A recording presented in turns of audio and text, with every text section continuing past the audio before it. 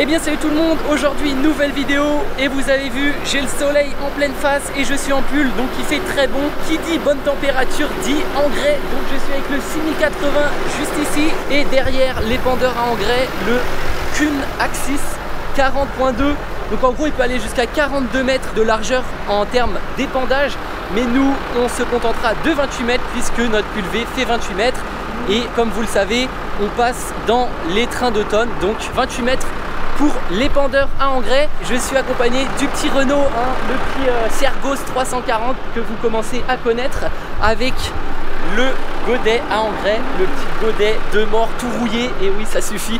Donc je vais prendre le Renault, on va charger notre épandeur à engrais et après direction le champ pour épandre le premier apport d'azote.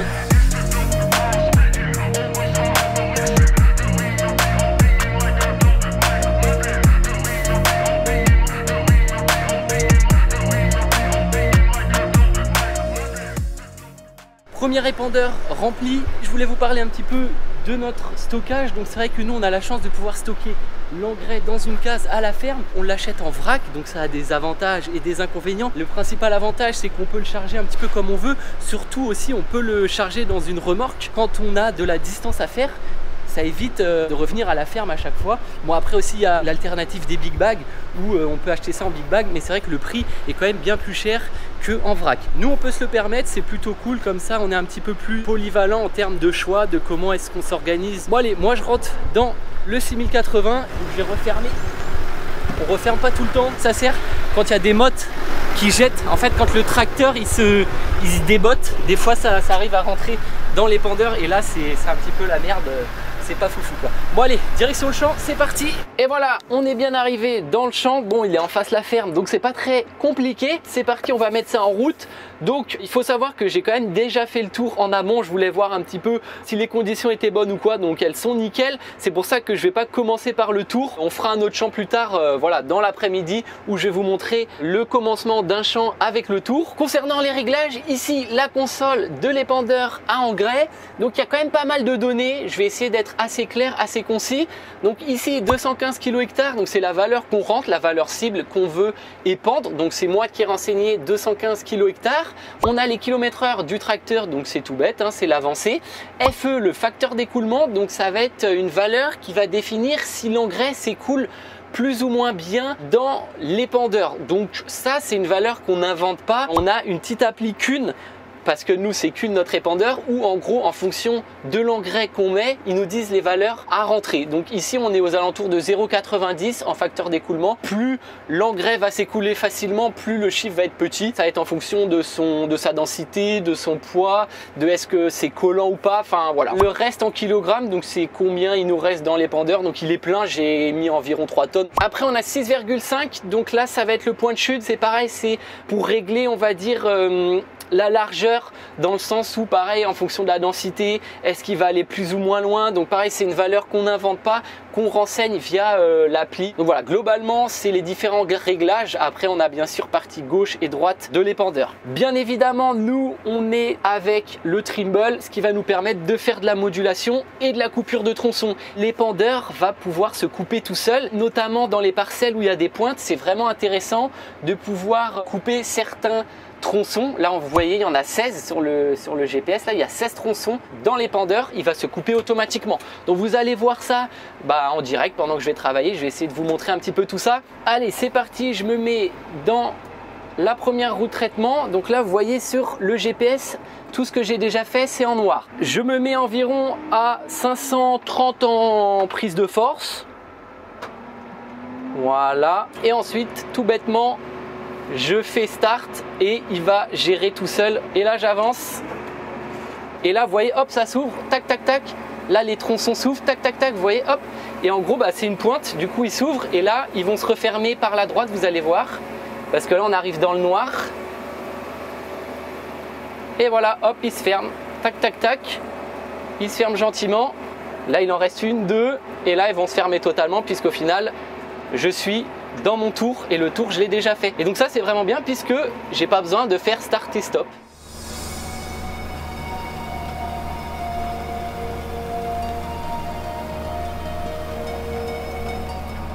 là c'est quand même un temps idéal, hein. Il fait vraiment beau. Donc on a des 14-15 l'après-midi. En termes de vitesse, on peut monter dans les 15 à l'heure. Tant que ça veut y aller, que ça patine pas et que ça procraste pas, tac, on peut appuyer sur le champignon. Moi j'ai fait ma pointe et maintenant j'ai plus qu'à aller à droite. Et puis c'est assez simple, hein, faut rouler dans les roues de traitement. Alors l'azote, pour ceux qui se demandent, hein, vraiment de manière très vulgaire, très rapide, très concis, l'azote ça va permettre de développer les plantes, ça va permettre la croissance des plantes, donc l'azote va faire pousser davantage les plantes. En gros ça améliore la photosynthèse des plantes, donc elles poussent davantage. Et donc l'azote on en met normalement 3 fois, on répartit en 3 apports, l'apport global, pour éviter d'en mettre trop d'un coup. Donc c'est plus au niveau écologique, etc.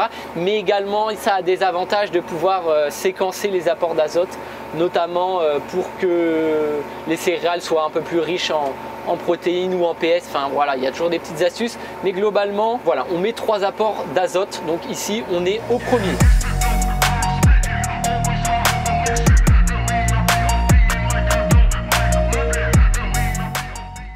Mon épandeur commence à être vide, je vais aller à la ferme pour le remplir, je finis ma rangée et je sors du champ. Je suis à une très bonne moitié de ce champ là, donc c'est un champ de 30 hectares, on n'en met pas non plus énormément, c'est pour ça. Bon voilà, il est quasiment vide, je préfère pas tenter de refaire une montée ou une descente, là je suis proche de la route, donc autant me stopper. Vu que je suis à côté de la ferme, voilà, ça sert à rien que je le vide complet. Donc pour nous c'est un temps idéal pour épandre de l'engrais, puisque nous on n'a pas forcément besoin de pluie lorsqu'on épand notre engrais, enfin après avoir épandu ou pendant. C'est plutôt agréable d'avoir de l'engrais solide, donc là c'est de l'azote solide en petites billes. On n'est pas obligé d'avoir de l'eau. On va dire ça fond tout seul avec l'humidité, la rosée, etc. C'est bien moins contraignant que par exemple de l'azote liquide, où clairement de l'azote liquide, tu es obligé qu'il y ait de l'eau pendant que tu le fais ou très peu de temps après.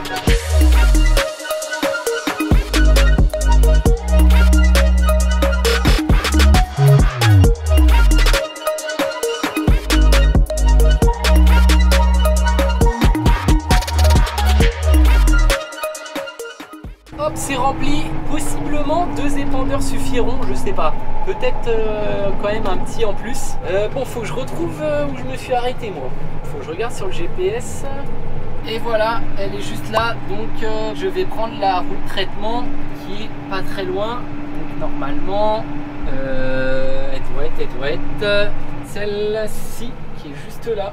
Tac. Ouais, c'est ça, nickel. Regardez si on regarde. C'est parfait. Bon bah je remets en route tout ça.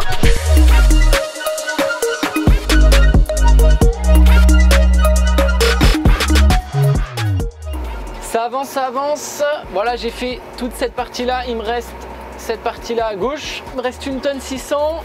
Je sais pas si je vais avoir de quoi finir, mais je verrai bien.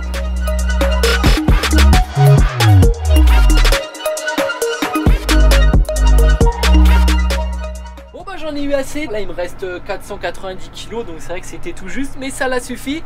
Bon bah le champ est terminé, hein, voilà, on n'en a pas eu pour longtemps, hein, on en a eu pour 1 heure, 1h10, 1h15 quoi. Ça va assez vite, hein, surtout que là on n'en met pas énormément. Donc là c'est parti, je reprends la route direction la ferme et puis on va aller attaquer un autre champ. Allez, j'ai fait mon plein, direction la 2e parcelle qui est elle un petit peu plus loin, il y a un petit peu de temps de route.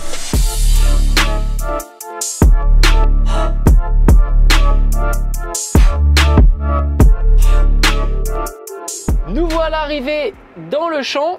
Alors, je vais vous montrer comment on commence avec le tour du champ, puisque c'est vrai que tout à l'heure, j'avais déjà fait le tour du champ hors vidéo. Donc là, c'est l'occasion de vous montrer. Donc déjà, nous, on est obligé dans notre configuration de commencer le champ avec la droite de l'épandeur. Pourquoi ça? Tout simplement parce qu'on est équipé du coupe-bordure à droite et pas à gauche. Donc c'est une option, on peut soit la mettre à gauche ou à droite, mais je pense que la plupart du monde le met à droite puisque c'est plus agréable. À quoi ça sert? En gros, on dit à l'épandeur que à droite c'est une bordure, c'est une haie, c'est la fin du champ. Lui, il va enregistrer cette information là et du coup il va projeter un peu moins loin. Comment est-ce qu'on met ça en route? On met le petit distributeur juste ici. Donc là normalement vous allez voir la petite manette jaune là juste là. Si j'active, hop, la petite manette jaune se met et donc là ça veut dire que j'ai bien activé. Mais il ne faut pas uniquement ça, il faut que j'active sur le petit T et hop, on a un petit pictogramme qui s'affiche et ça veut dire que c'est bien pris en compte. Pour commencer le tour, bien sûr, il n'y a pas la coupure de tronçon automatique, ça va être manuel. Je fais start, tout se met en vert et c'est parti. Et donc là, vous voyez, je suis en train de dessiner mon champ et une fois que j'aurai fini de dessiner mon champ, la coupure de tronçon automatique pourra se faire. Là, à chaque fin de rangée, je vais devoir éteindre manuellement. En fait, comme s'il n'y avait pas le GPS, comme à l'ancienne en fait. Alors là, j'arrive en fin de parcelle, donc je rétrograde, je ralentis. Bien évidemment, l'épandeur gère en fonction de ta vitesse. Hop, j'arrête. Et là, je recule gentiment pour bien faire le coin. Je réactive. Donc là, vous voyez qu'il me module, hop, hop, hop, et hop, j'avance. Enfin, quand je dis module, il coupe là où il y en a déjà eu, quoi. C'est pas vraiment de la modulation. Et une fois que j'aurai fini tout le tour de ma parcelle, et ben j'aurai encerclé le champ d'un point de vue visuel, ce qui fait que le GPS pourra s'arrêter automatiquement à chaque fois qu'il entrera en collision avec ma zone noire. C'est pour ça qu'on commence toujours par le tour. Là, on est en train de programmer le GPS et l'épandeur. On est en train de lui dire là je fais le tour, du coup va falloir que tu t'arrêtes à cet endroit. Allez, j'arrive à l'entrée là où j'ai commencé. Donc là pareil, c'est intéressant d'avoir la coupure de tronçon automatique puisqu'en fait il va se couper tout seul dès que je vais rejoindre là où j'ai commencé. Bam, tac tac tac, vous voyez. Et donc là faut pas oublier de désactiver le coupe-bordure. On est bon, j'active. Le mode auto est engagé et donc là normalement ça va s'activer. Là on est encore dans le noir, donc logique, ça s'active pas. Normalement voilà, ça commence par la gauche, tac tac tac, et puis ça s'ouvre. Bon moi je vais continuer le champ.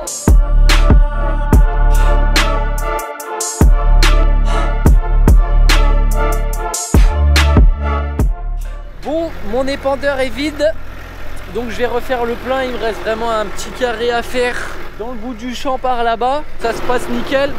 Là le soleil se couche, je vais finir mon chantier tranquillement. Mais en tout cas pour nous l'azote en vidéo ce sera bon. Je vous ai fait un petit peu le tour. Voilà, ça sert à rien que je passe 15 ans dessus. Après on va essayer de faire le phosphore aussi, où là on sera en modulation, en vraie modulation, où on mettra une carte dans le GPS.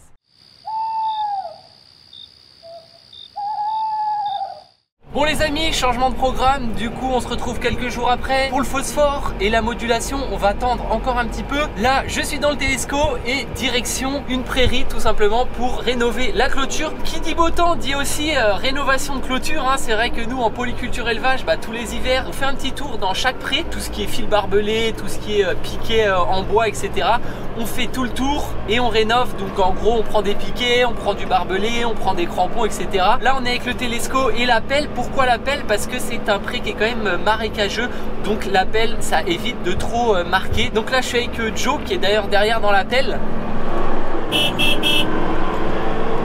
Direction la prairie et on va faire le tour tranquillement. On a le matos, on a même une crampillonneuse, c'est assez sympa. Donc en gros c'est au lieu d'avoir un marteau et des crampons, c'est un espèce de pistolet comme les pistolets à clous pour les couvreurs. Là c'est pareil mais avec des crampillons. Bam, on tire et tout, ça met le crampon tout seul.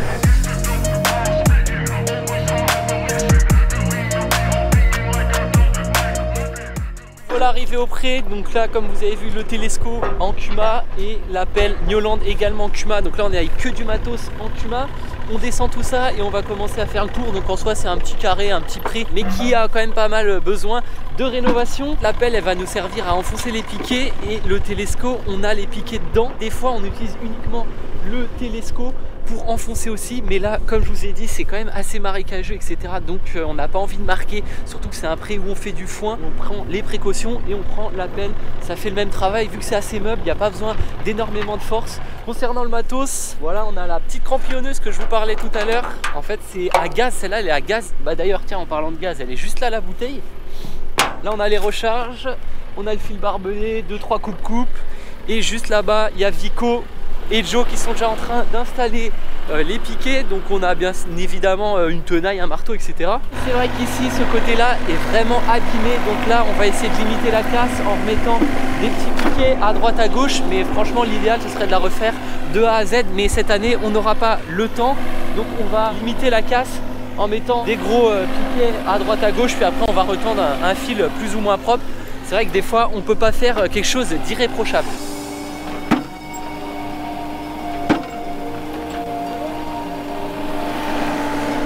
Bon, moi je vais les suivre en télesco. Au final, franchement, ça a séché. Hein. Là, ça fait un moment qu'il n'a pas plu. Mais justement, fin de semaine, ils annoncent pas mal d'eau, environ 40 mm. Donc c'est cool, ça va permettre de remettre un peu d'eau un peu partout. Parce que là, malgré tout, on est content parce qu'on peut faire les engrais, on peut réviser la clôture et tout. Mais mine de rien, quand même, les sols demandent de l'eau. Hein.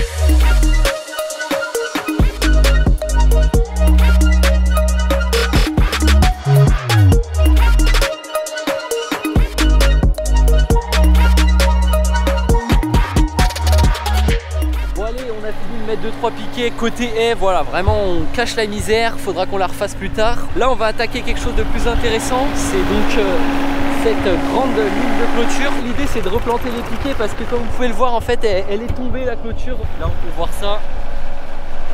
Voilà, et c'est affalé. On va essayer de les replanter parce qu'on n'a plus trop de piquets. Donc l'idée c'est de replanter tous les piquets qu'on peut. Et ceux qui pètent ou ceux qui sont trop pourris, bah, on va les changer. Là il y a Vico qui guide en fait pour l'inclinaison du piquet, pour quand même que la clôture soit un minimum droite. Et Joe il a juste à regarder de les planter plus ou moins tous à la même hauteur. Et au final bah, ça fait une clôture nickel, bien droite, propre. Pareil aussi au niveau des fils, on va essayer de les retendre. Typiquement, vous voyez, regardez, les crampillons se sont barrés, ce qui fait que la clôture n'est plus accrochée. Donc ça c'est pareil, on est là pour ça, pour recrampillonner le tout. Voilà, pareil ici, tac, ça s'est enlevé. Voilà, il est même à moitié mort. Enfin voilà, l'idée c'est vraiment de réviser toute la clôture.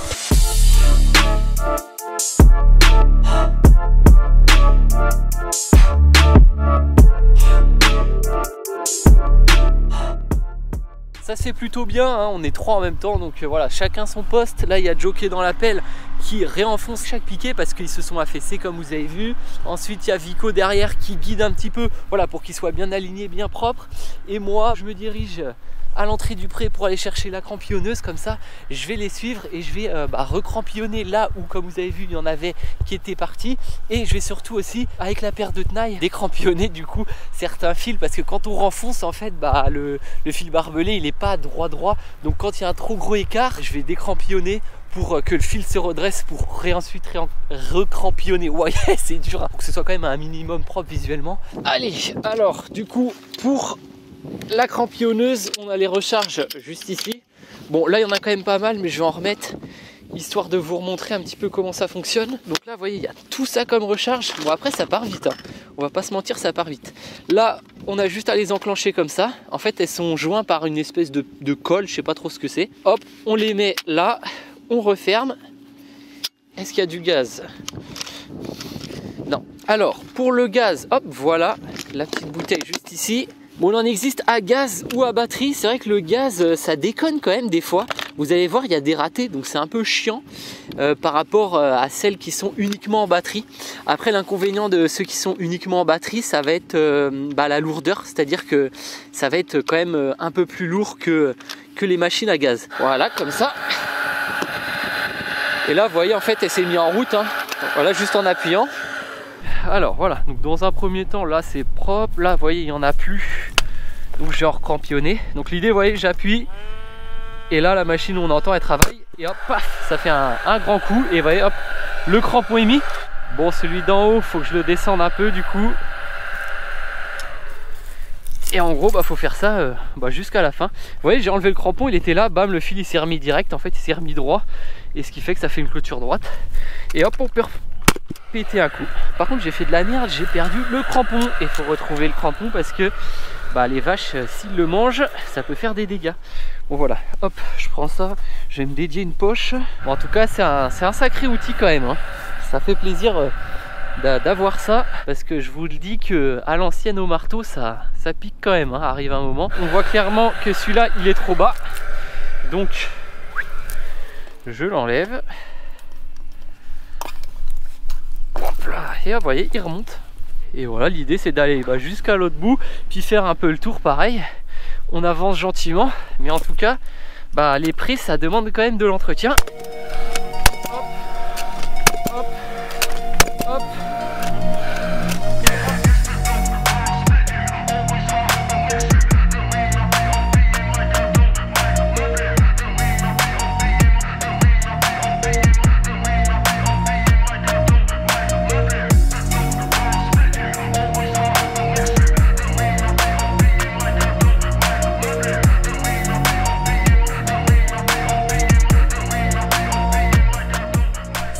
plutôt bien, hein. Je vais pas vous mentir, là on a fini la grande longueur, donc c'était vraiment le gros du chantier puisque c'est là où tout était affaissé, pourri, décrampionné, etc. Là on attaque ici, donc côté route.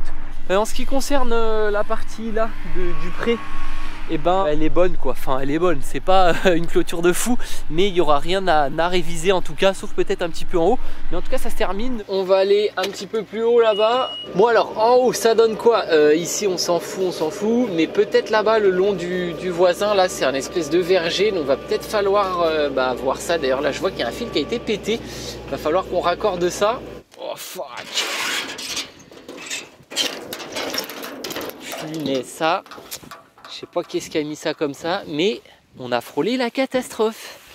Est-ce que je vais réussir à couper ça là? Allez hop, tac, nickel. C'est vraiment genre les pires mecs qui font de la clôture quoi. Putain, avec les vieux gants là, alors qu'il y a les gants juste ici.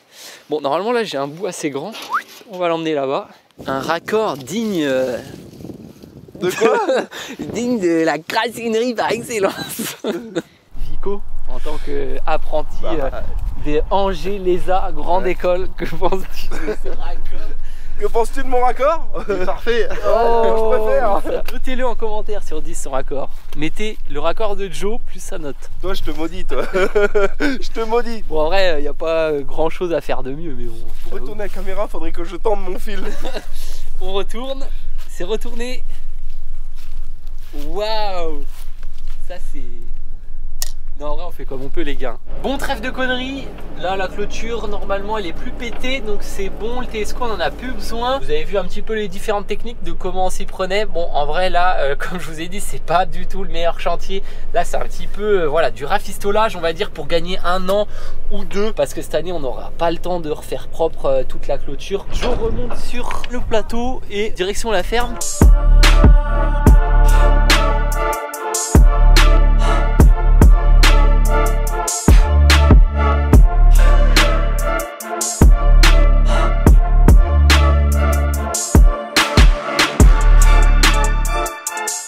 Retour à la ferme, voilà, tout est dételé, propre, tout est rangé. Bah écoutez, ça va être une fin de chantier et une fin de vidéo. Donc n'hésitez pas à lâcher un petit pouce bleu si ça vous a plu et bien sûr à vous abonner pour pas manquer de vidéos. Et en tout cas, moi je vous dis à très bientôt pour de nouvelles vidéos et il y a pas mal de gros projets qui arrivent. Je bosse dans l'ombre, donc franchement, n'hésitez pas à rester connecté. Je serai très fier de vous présenter certains futurs projets qui arrivent. Donc voilà, sur ce, moi je vous dis à très bientôt. Allez, ciao!